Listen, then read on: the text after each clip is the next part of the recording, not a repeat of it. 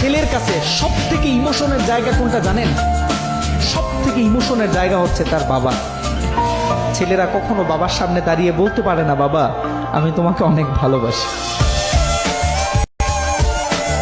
এই তো 20-22 বছর বয়সে আমরা পরিবারের দায়িত্ব মাথায় নিয়ে হতাশ হয়ে গেছি, অথচ বাবা 50 বছর বয়সে আজও কয়, চিন্তা করস কেন বাপ, আমি তো তোর পাশেই আছি। তুমি না থাকলে আঙুলে ধরে হাঁটতাম কার?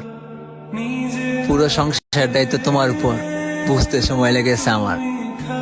চিন্তা করো না বাবা, তোমার এই বেকার ছেলেটাও একদিন সংসারের দায়িত্ব নিতে শিখে যাবে, তোমার কষ্ট করতে হবে না আর।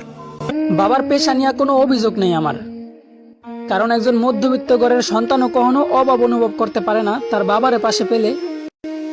আর তাই তো আমি গর্ব করে বলতে পারি যে আমার বাবা একজন মধ্যবিত্ত আর আমি একজন মধ্যবিত্ত বাবার ছেলে।